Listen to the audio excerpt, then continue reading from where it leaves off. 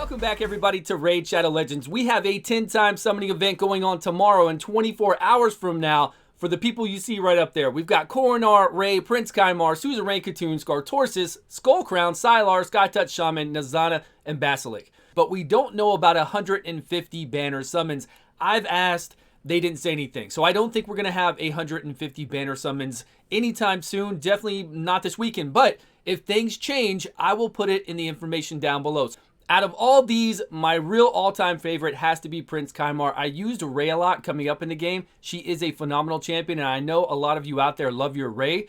Koronar is good. He could be used for progression. I've had him for quite a while. I even have Manaya with him, and I'm still not really impressed for my roster, but he can get you through a lot. Then we got Suzerain Khatoon, not my favorite there. We'll go over each of these. Skartorsis needs a buff. Hands down, I don't know why he's on this list. He needs a buff. You know Skullcrown from Arena, and then we've got Psylar.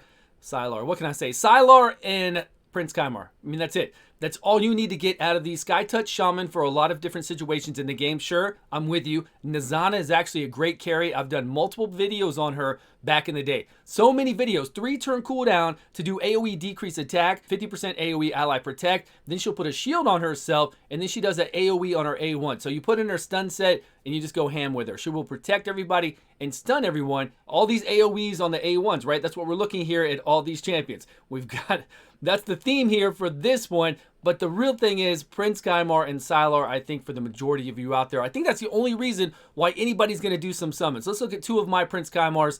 This one is the slowest on my team so that we can reset and do speed runs. He still has decent stats. We're in a shield set to give us a little bit of protection while we're going through those waves if we need it. But this guy in general, right, the AoE on the A1, if we crit, we put up a poison. The A2 here, it's a 3-turn cooldown to remove all buffs and then to put them to sleep. The whole entire team. You can't beat that. Reset all cooldowns. Now, don't try to reset this reset with anybody else in the game. It won't work. No matter what it is, 1 turn lower, 2 turn lower, anybody use, Renegade, Painkeeper, another Prince Kymar, you cannot lower the cooldown of this. It is on a pretty long cooldown, but it's okay. It works out well. And we've got a speed aura over here for Arena. Now, the masteries I put on mine, as you can see, this one, we just went down to get additional.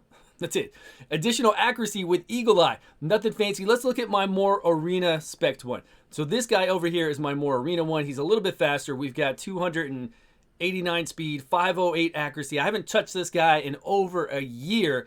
And masteries, let's hope I've got, okay, I've got kind of normal masteries. Turn meter increase over here, a chance to counterattack, and then the rest for more accuracy, right? Always that accuracy. We want to make sure that sleep and remove of buffs works. We want to have that happen on that A2. That is the most important thing. And getting up these poisons on AoE is really handy in the Doom Tower as well.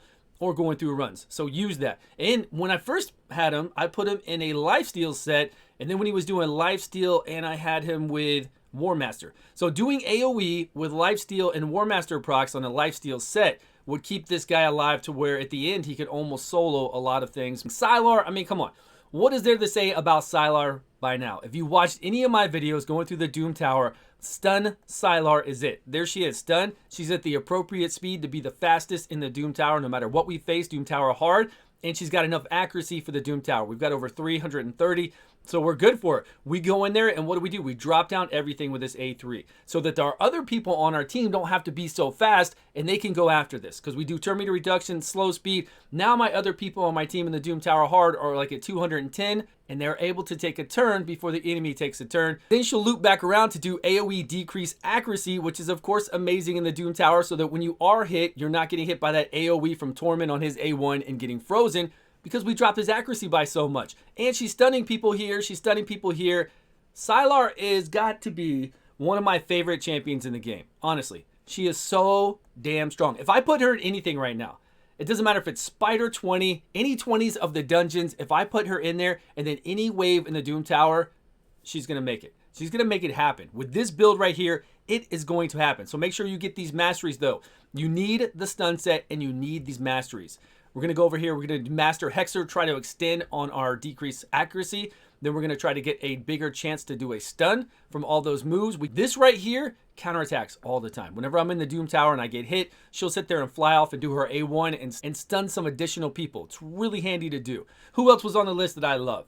Sky Touch Shaman has her uses. She really does. She is a very strong champion, but I don't think she's a champion that a lot of people appreciate until maybe you're at end game or you're going through Ice Golem or doing something against Torments or somewhere else. She does have her faults because she puts up this weird fear on herself, so she doesn't always get to take a turn. It's really weird because of how strong she is with her heals. And if she's healing people, you put her in a regen set or you get somebody in there to heal. She can help you progress through the game, but she's tricky. She's tricky to play, I guess is what I'm saying, but she is actually very strong. So if you're lucky to get her, sure. And Skull Crown. Skull Crown is a fan favorite of a lot of people out there, though once you do get a huge roster, you don't use her as much, but that doesn't mean she isn't powerful. I've got 3 of her, so yeah, she's powerful. Very fun and very powerful to use. So if you want to do a pull-in team, if you want to do like a blender comp, or if you just want to have her on your offense and defense and build her different ways so that she'll go right away if she takes damage, high resistance, put a resistance lead like a Rosin Scarhide in there with her, she can be played really well.